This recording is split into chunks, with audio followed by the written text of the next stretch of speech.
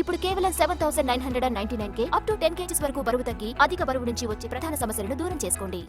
ఓవైపు చంద్రబాబు, మరోవైపు నారా లోకేష్, ఇంకోవైపు పవన్ కళ్యాణ్.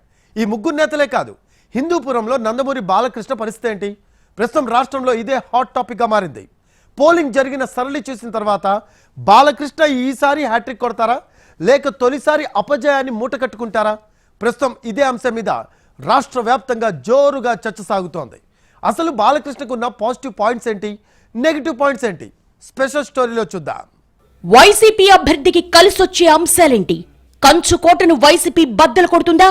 పెద్దిరెడ్డి ప్లానింగ్ వర్కౌట్ అవుతుందా? బాలకృష్ణ హ్యాట్రిక్ అంత ఈజీ కాదా? అసెంబ్లీ ఎన్నికలు ముగిశాయి. రోజుల పాటు సాగిన ఉత్కంఠకు కొంత బ్రేక్ పడింది. కానీ అసలు సిసలైన ఉత్కంఠ ఇప్పుడే మొదలైంది. అసెంబ్లీ ఎన్నికల్లో ప్రజలు ఎలాంటి తీర్పునిచ్చారు, ఎవరు గెలవబోతున్నారు, ఎవరు ఓడిపోబోతున్నారు? ప్రస్తుతం ఇదే అంశాల మీద రాష్ట్రంలో చాలా నియోజకవర్గాల్లో చర్చ సాగుతోంది. అయితే రాష్ట్రంలో 175 నియోజకవర్గాలు ఉన్నప్పటికీ కొన్ని నియోజకవర్గాలపై మాత్రం ప్రత్యేక ఫోకస్ ఉంది. అలాంటి నియోజకవర్గాల్లో ఒకటి హిందూపురం. ఎందుకు హిందూపురం అంత ప్రత్యేకంగా మారింది అంటే దీనికి 2 కారణాలున్నాయి. ఒకటి, తెలుగుదేశం పార్టీ ఆవిర్భావం నుంచి ఆ పార్టీకి ఆ నియోజకవర్గంలో ఓటమన్నదే లేదు. ఇంకో కారణం, అక్కడ నందమూరి బాలకృష్ణ ముచ్చటగా 3వ పోటీ చేయడం. తెలుగుదేశం పార్టీ ఆవిర్భావం నుంచి హిందూపురం నియోజకవర్గం ఆ పార్టీకి కంచుకోటగా మారింది. ఇప్పటి వరకు మరో పార్టీ గెలుపు దరిదాపులకు కూడా రాలేదు. ఇప్పటికే ఎన్టీఆర్, హరికృష్ణ ఇక్కడ గెలిచి అసెంబ్లీకెళ్లారు. ఇక నందమూరి బాలకృష్ణ రాజకీయ అరంగేట్రం కూడా హిందూపురం నుంచే జరిగింది.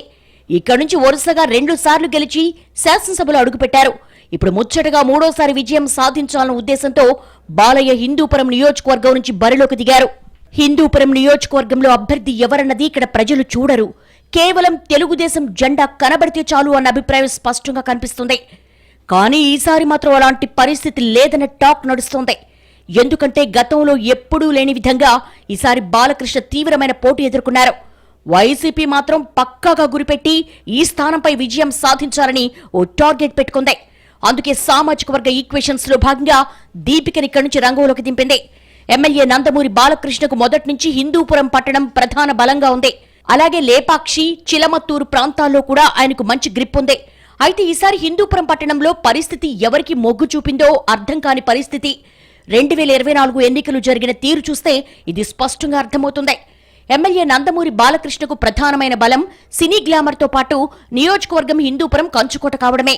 గతంలో ఉన్న నేతల కంటే బాలకృష్ణ కొంతమేర అభివృద్ధి కూడా చేసినట్లుగా ప్రజలు చెప్తారు. కానీ ఆయన మైనస్ల విషయానికొస్తే చుట్టపు చూపుగా 3 నెలలకోసారి నియోజకవర్గంలో కనిపిస్తూ ఉంటారని వైసీపీ నేతల ప్రధాన ఆరోపణ.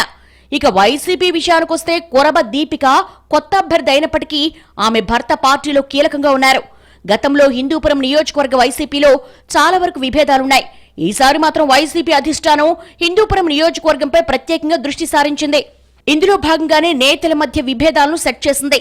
మంత్రి పెద్దిరెడ్డి రామచంద్రారెడ్డి స్వయంగా రంగంలోకి దిగి పక్కా ప్రణాళికలతో ఎన్నికలకు వెళ్లారు.